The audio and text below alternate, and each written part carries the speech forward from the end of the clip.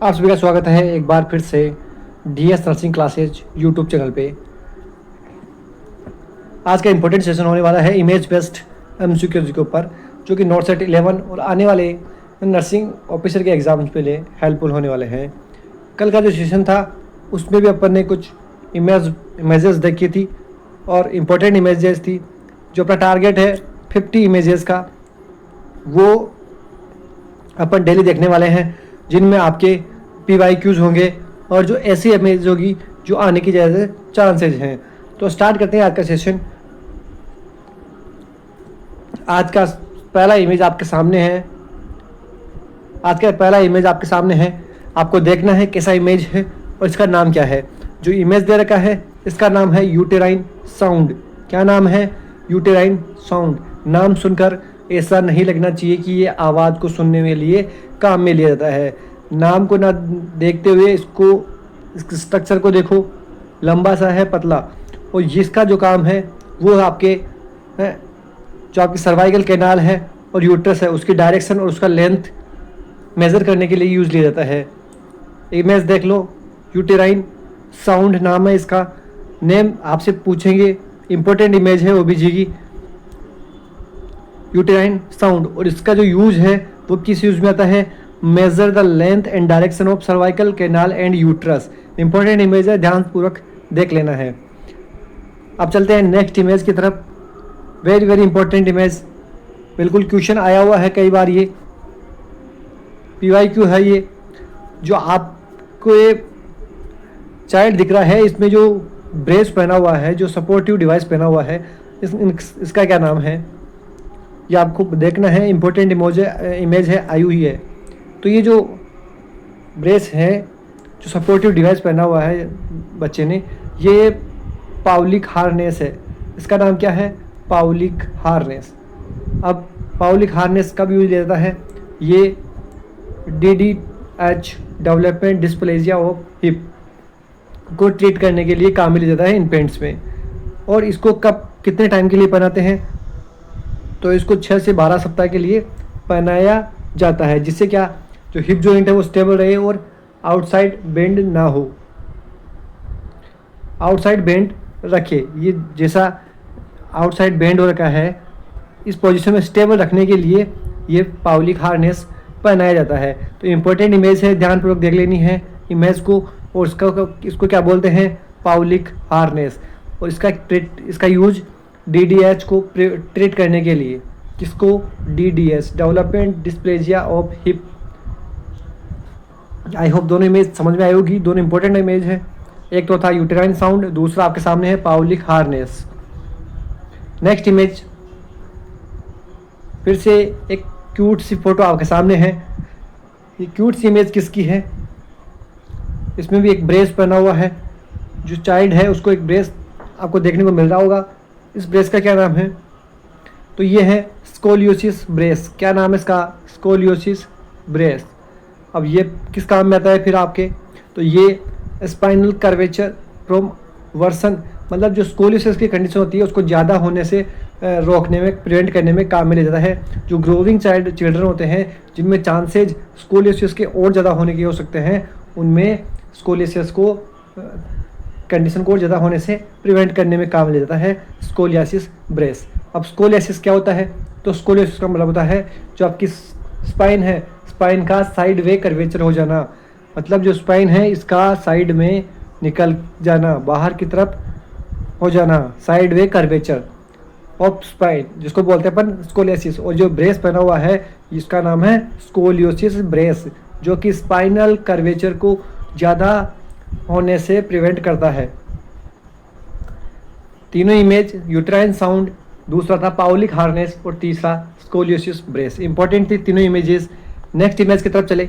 अब मैं आपको बताऊं जो नेक्स्ट वीडियो होने वाला है, एक तो आपके होगा ECG के इमेजेस पे। किस पे? ECG की इमेजेस पे। और एक कंप्लीट होने वाला है प्लेसेंटा की जो एबनॉर्मलिटीज़ होती हैं उसकी इमेजेस पे, जिसमें आपके होने वाला है जो आपके मोनोजाइगोटिक ट्विंस होते हैं उनको कैसे पहचानते प्लेसेंटा को देखकर, वो भी आपके उन इमेजेस में आएगा। क्योंकि ये क्वेश्चन कई बार आ चुका है प्लेसेंटा से रिलेटेड। प्लेसेंटा की इमेजेस और ECG की इमेजेस के दो अपने सेपरेट सेशन होने वाले हैं। तो आप से निवेदन है कि आप इसी यूट्यूब चैनल पर बने रहें, आपको डेली अच्छा अच्छा कंटेंट मिलेगा। और आज के जो तीनों इमेजेस है वो वेरी वेरी इंपॉर्टेंट इमेज है। नेक्स्ट आपके सामने है एक आपको टेप देखने को मिल रही है। इस टेप का क्या नाम है, और मैं आपसे पूछता हूँ कि ये टेप किस में यूज़ ली जाती है। तो ये टेप जो देखने को मिल रही है इसका नाम है साकिर टेप। क्या है? साकिर टेप। क्या नाम है? साकिर टेप। अब जो साकिर टेप है वो क्यों यूज़ ली जाती है? तो ये मिड अपर आर्म सरकमफ्रेंस को मेज़र करने के लिए। और मिड अपर आर्म सरकमफ्रेंस क्यों मेज़र करते हैं? तो इस mid upper arm circumference measure करके माल न्यूट्रिशन को असेस किया जाता है। किसको? माल न्यूट्रिशन को। किसमें? यंगर चिल्ड्रन और प्रेग्नेंट वुमेन्स में। आपको पता होना चाहिए साकिर टेप जो कि एक कलरफुल डिवाइस है, कलर कोडेड होता है, जिसको मिड अपर आर्म सरकमफ्रेंस को मेज़र करने के लिए यूज लिया जाता है। और मिड अपर आर्म सरकमफ्रेंस क्या इंडिकेट करता है? न्यूट्रिशनल स्टेटस को। मिड अपर आर्म जो सरकमफ्रेंस है वो किसको इंडिकेट करता है? न्यूट्रिशनल स्टेटस को। न्यूट्रिशनल स्टेटस को इंडिकेट करता है mid upper arm circumference. Important image है, आई हुई इमेज है साकिर टेप। नेक्स्ट इमेज की तरफ चले। एक और ऐसी इमेज जो कई बार एग्जाम में पूछी गई है, ये भी एक यूनिवर्सल इमेज की तरह है। आप सभी को पता होगा इसका नाम लेरिंजियल मास्क एयरवे। क्या नाम है? लेरिंजियल मास्क एयरवे, जिसे अपन LMA बोलते हैं। क्या बोलते हैं? LMA, laryngeal mask airway. ये शॉर्ट जो ड्यूरेशन की सर्जरी होती है उसमें जो आपका एयर ब्रीथिंग पाथवे है उसको ओपन रखने में काम में लेता है। किसको? लेरिंजियल मास्क एयरवे को। इमेज को देख लेना है, जो स्ट्रक्चर बना हुआ है इसको ध्यान से देखकर आपको याद रखना है, क्योंकि एग्ज़ाम में ऐसी इमेज कई बार देखी गई है। तो ये आपके सामने है लेरिंजियल मास्क एयरवे। बड़ा क्विक सेशन है, अब कम टाइम में आपको अच्छा कंटेंट देने की कोशिश की जा रही है। नेक्स्ट इमेज जो आपके सामने प्रोसीजर है, इस प्रोसीजर को क्या बोलते हैं? तो ये है आपके एंडोट्रेकियल इंटूबेशन। क्या है? एंडोट्रेकियल इंटूबेशन हो रहा है। एंडोट्रेकियल इंटूबेशन में अब दो डिवाइस काम ली जाती है। एक तो ये आपको देखने को मिल रही है, और एक जो ये ट्यूब अंदर इंसर्ट की गई है, ये भी इमेजेस आती है, तो ये इसको भी आपको देखना है। प्रोसीजर पूछे तो प्रोसीजर है एंडोट्रेकियल इंटूबेशन। कौन सा प्रोसीजर है? एंडोट्रेकियल इंटूबेशन। नेक्स्ट इमेज की तरफ चले। अब नेक्स्ट इमेज जो पिछले वाले प्रोसीजर में देखने को मिली थी, एक तो एंडोट्रेकियल ट्यूब जिसको इंसर्ट करते हैं, और एक लेरिंगोस्कोप। क्या इंपॉर्टेंट इमेज है? लेरिंगोस्कोप भी और एंडोट्रेकियल ट्यूब भी, दोनों ही PYQ है। आपको सुन लेना है दोनों के यूजेस, दोनों के जो फीचर्स हैं सुनकर जिसको लिखना है वो लिख ले। एंडोट्रेकियल ट्यूब एक फ्लेक्सिबल जो ट्यूब होती है उसको इंसर्ट किया जाता है माउथ या नोज से। कहाँ इंसर्ट किया जाता है? वाइंड पाइप में। कहाँ? वाइंड पाइप में इंसर्ट किया जाता है थ्रू माउथ और नोज। क्यों? ताकि आपका जो एयरवे है वो ओपन रह सके, और इससे अपन O2 और एनेस्थीसिया जो है वो डिलीवर कर सके। कई बार जो एंडोट्रेकियल ट्यूब है इससे मैकेनिकल वेंटिलेटर भी अटैच किया जाता है। ऐसी कंडीशन में जहां नॉर्मल रेस्पिरेशन ना हो रहा हो पेशेंट में, पेशेंट अनेबल हो रेस्पिरेशन में करने में, उन कंडीशन में एंडोट्रेकियल इंट्यूबेशन किया जाता है। और जो एंडोट्रेकियल ट्यूब होती है अलग अलग साइजेस की आती है, और कई सारी कप्ड और विदाउट कप भी आती है। तो जो विदाउट कप होती है वो चिल्ड्रन में यूज लेती है। नेक्स्ट आपके सामने इमेज है लेरिंगोस्कोप। जो लेरिंगोस्कोप है ये वोकल कॉर्ड को देखने के लिए, वॉइस बॉक्स लेरिंग्स को देखने के लिए यूज लिया जाता है, ताकि इजीली आपको इजी वे हो इंसर्ट करने में एंडोट्रेकियल ट्यूब। अब इसमें एक क्वेश्चन आ सकता है। एक तो आपके सामने ये ब्लेड दे रखी है अलग अलग साइज़ की। इस ब्लेड को अपन बोलते हैं आपके मैकिन्टॉश। क्या? मैकिन्टॉश। कौन सी ब्लेड है ये?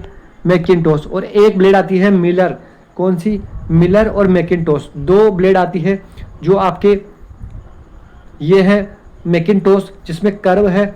मैकिन्टॉश एडल्ट्स में और यंगर चिल्ड्रंस में यूजली आती है। वहीं मिलर जो ब्लेड आती है वो स्ट्रेट आती है। कैसी आती है? स्ट्रेट ब्लेड आती है, जिसको अपन इन्फेंट्स और न्यूबॉर्न में यूज़ लेते हैं। आपको याद रख लेना है, ब्लेड भी पूछी जा सकती है। अगर कर्वेचर वाली ब्लेड आपको दे रखी है तो इसको बोलते हैं मैकिन्टोश, और जो फ्लैट आती है उससे स्ट्रेट जो ब्लेड आती है वो होती है आपके मिलर ब्लेड। दोनों ही ब्लेड्स के नाम भी याद रखने हैं और दोनों इमेजेस भी इंपॉर्टेंट होने वाली है। नेक्स्ट इमेज आपके सामने वेरी वेरी इंपॉर्टेंट इमेज है। जो फ्लैंक एरिया में जो डिस्कलरेशन देखने को मिल रहा है इसे क्या बोलते हैं? फ्लैंक एरिया में जो डिस्कलरेशन देखने को मिलता है इसे क्या बोलते हैं? इसे बोलते हैं grey Turner syndrome, sorry grey Turner sign. क्या बोलते हैं? ग्रे टर्नर साइन, जिसमें इकाइमोसिस और डिस्कलरेशन हो जाता है फ्लैंक रीजन में। और ये आपको पूछा जा सकता है कि ग्रे टर्नर सिंड्रोम कौन सी डिजीज़ में, कौन सी कंडीशन में देखने को मिलता है? तो ये देखने को मिलता है एक्यूट पेनक्रेटाइटिस में। किसमें? Acute pancreatitis. और कोई इंटरनल जो ब्लीडिंग होती है उन केसेस में भी ग्रे टर्नर सिंड्रोम साइन देखने को मिल सकता है। ज़्यादातर आपको कॉमन याद रखना है, एक्यूट पेनक्रेटाइटिस से क्वेश्चन आ सकता है। एक्यूट पेनक्रेटाइटिस का क्लासिकल साइन देखने को मिलता है आपके ग्रे टर्नर साइन। एक और ऐसी इमेज आपके सामने आने वाली है। आपके सामने है अम्बिलिकल जो बेली बटन है उसके आसपास में डिस्कलरेशन हो रहा है और ब्रूसिंग हो रही है, स्वेलिंग अगर देखने को मिलती है तो ये इंडिकेट करता है इंटरनल ब्लीडिंग को। किसको? इंटरनल ब्लीडिंग को। किसको इंडिकेट कर रहा है ये? इंटरनल ब्लीड को। अब इंटरनल ब्लीड कब होगा? या तो कोई जो एक्टोपिक प्रेगनेंसी हो, एब्डोमिनल ट्रोमा हुआ हो, या फिर एन्यूरिज्म रप्चर्ड हो गया हो। इन कंडीशन में आपके ये देखने को मिल सकता है। और जो इसको बोलते हैं अपन कुलेन साइन। क्या बोलते हैं? अगर ब्लीडिंग आपके बेली बटन के आसपास हो तो उस कंडीशन को बोलेंगे कुलेन साइन। और ब्लीडिंग अगर आपको ब्लू डिस्कलरेशन देखने को मिले आपके फ्लैंक रीजन में तो उसे बोलते हैं अपन ग्रे टर्नर साइन। दोनों समझ में आएगा। अगर डिस्कलरेशन आपको बेली बटन के सराउंडिंग में देखने को मिले तो इसे बोलते हैं कुलेन साइन, और फ्लैंक रीजन में देखने को मिले तो उसे बोलते हैं ग्रे टर्नर साइन। और दोनों ही क्लासिकल साइन है एक्यूट पेनक्रेटाइटिस के। किसके? Acute pancreatitis. अब आपसे कोई पूछे कि ये देखने को क्यों मिलती है तो ये किसको इंडिकेट करती है? इंटरनल ब्लीडिंग को। किसको इंडिकेट करती है? Internal bleeding. ऐसी कोई सी डिजीज जिसमें इंटरनल ब्लीडिंग हो रही हो वहाँ ये देखने को मिल सकती है। तो दोनों ही साइन इंपॉर्टेंट है, दोनों पूछे जा सकते हैं किसके क्लासिकल साइन है।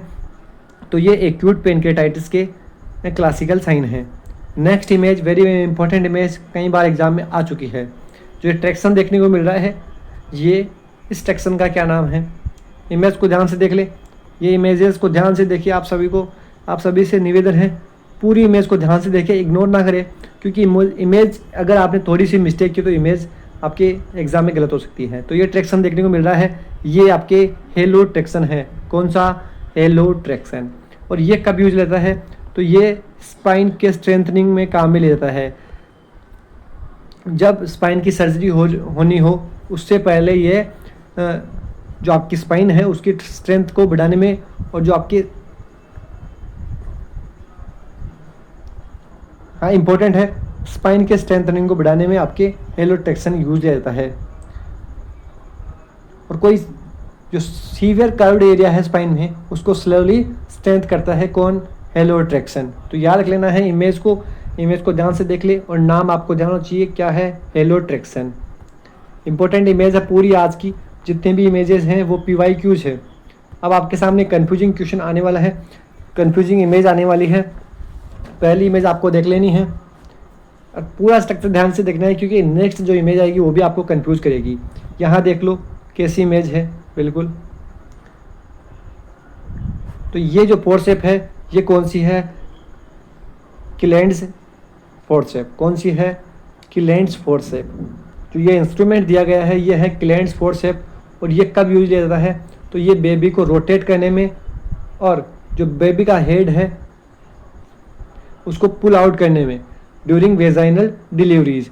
तो जो क्लेंड फोर्सेप है वो ऑब्स्टेटिक डिवाइस है, इंस्ट्रूमेंट है, जो कि रोटेट एंड पुल आउट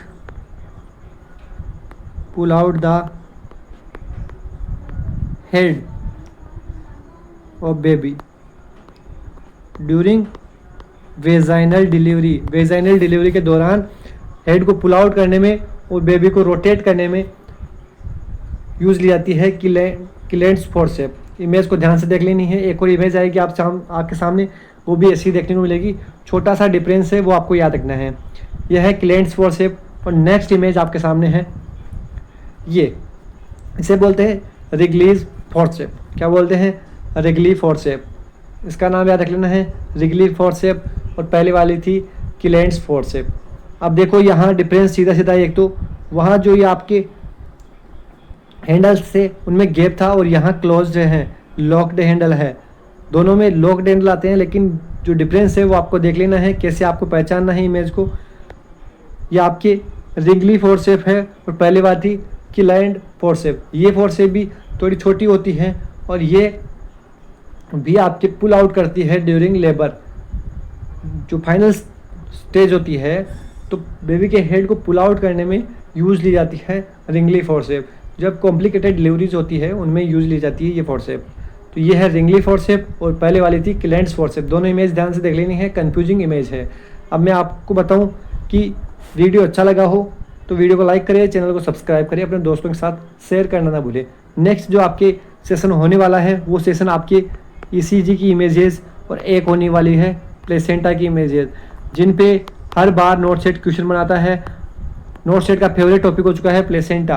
तो देखना ना भूलें, नेक्स्ट आने वाली वीडियो इंपॉर्टेंट होने वाली है। धन्यवाद।